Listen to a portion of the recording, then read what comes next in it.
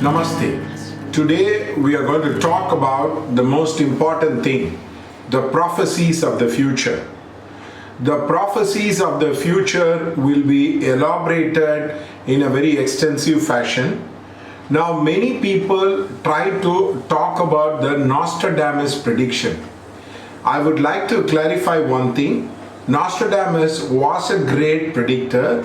He was using scurrying as a principal technique, which means using the water element to go into the future and to tell about the world across. And he was writing in the French quatrain, which means four lines they will be writing across, and it was filled with a lot of mysticism in the way he had written across. But he was mainly concentrating on the European history. He was not concentrating on the other historical part of it. That is something which many people are not aware. Now many people try to say he wrote about Modi, he wrote about Australian PM. All that is all humbug. I have read through the Nostradamus prediction, and he had told about certain things very clearly, like Hitler and all that thing. But attributing all his prediction to every kind of prediction which is generalized is not true. For example, he says the place where the three seas meet, one is born in Capra, another is born in Taurus, one is born on a Tuesday, another born on a Thursday, will come to rule the earth. Now, if you take, there are three continents where the three seas meet. You take the Indian subcontinent, you take the African subcontinent, you take the South American subcontinent, all are quite true across. So the point is, these are the prophecies which has been revealed in my dreams, and I had actually written it on a website, satyaprema.com, in the year 2004 as One World, One Government. And I had done that very clearly long back across. Of course, I will be explaining you the logical part of these predictions also, that which many people will find it very palatable and very easy across to understand the prediction. Now many people hold the prediction in a mumbo jumbo. No, this will be very clearly explained to you, which you can understand it very clearly. Now, Japan was split across. Then there came a person who united Japan. Now, Sri Lanka was split as many kingdoms. The British actually united the Sri Lanka. After the British leaving, the Sri Lanka was taken over by the Sinhalas, and they united the Sinhalas. Same thing is with the India. The India was considered as a many small kingdom across. The British conquered it. The British made into one kingdom across, and then of course the Indians took over the entire administration of the India. So therefore we have to understand the world is always moving towards integration. Whether it is war or whether it is peace, there is always integration which is being happening across. There is integration of culture.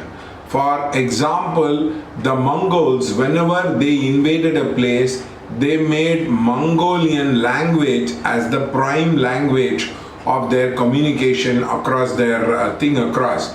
So we have to come to the understanding, when a country invades another country, there is bound to be an exchange of culture across.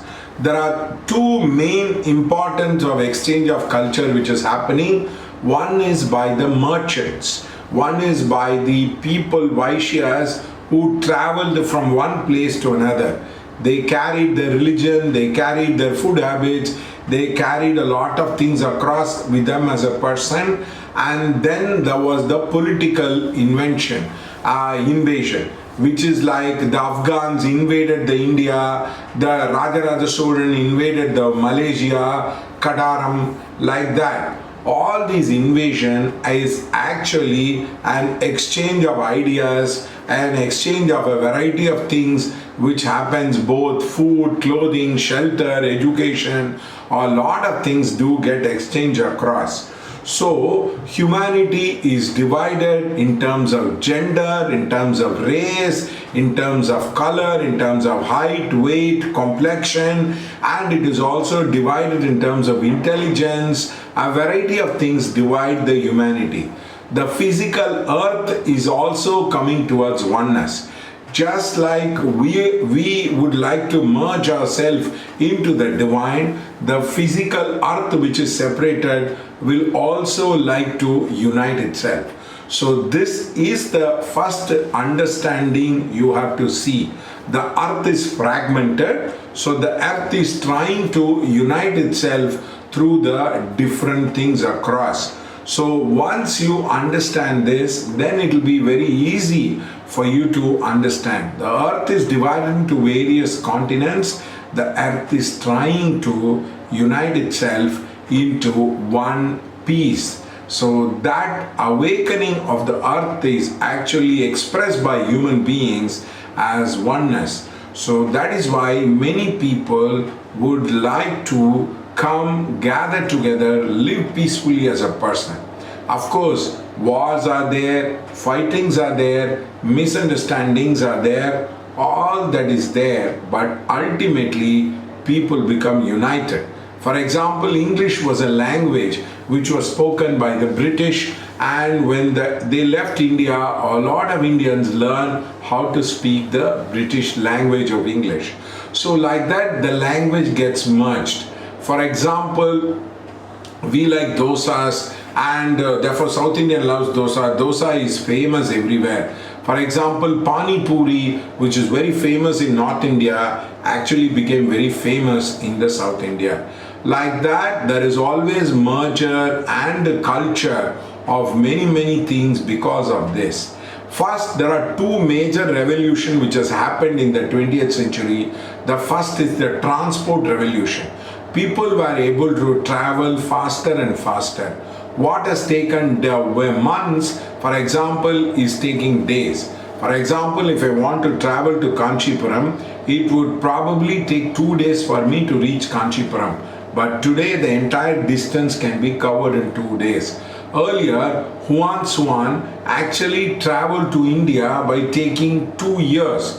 The entire route can be covered even by walking within less than 5 months across as a person. So therefore, you have to understand the speed of transportation has connected people's life together. For example, somebody wants to sell flowers. He can hire a plane and take those flowers and sell it across. That transportation. The next biggest after the kings and the Vaishyas is the telecommunication. Today, internet has opened all the possibility for us to get ourselves united across. Today, you can call up any part of the continent, anytime. You can transport, you can transact, you can buy things, you can send money across, which was not possible even a period of 50 years ago across as a person. Therefore, the world is uniting in a subtle ways, but we are yet to unite in a proper manner, which is what I call it as one world, one government across. So there are already 4 unities which has happened: the invasion of the kings, the trade of the Vaishyas, the transportation, and also the telecommunication has made our life more and more united. It is like one globe we are experiencing across. Also, the humanity is facing one of the biggest threat is the environmental damage, which is giving rise to a lot of skepticism and fear across, where it is an inherent threat from the nature, so that we have a common threat. Of course, there are threats like nuclear problem and like that of terrorists, More than that is a natural problem of environmental pollution which will be uniting us in the future. So just like the Rig Veda says, common be the purpose, common be the vision, common be the goal, common be the hearts. We will be uniting in the future, which I will be talking about how the one world, one government would unfold for you as a person. Thank you.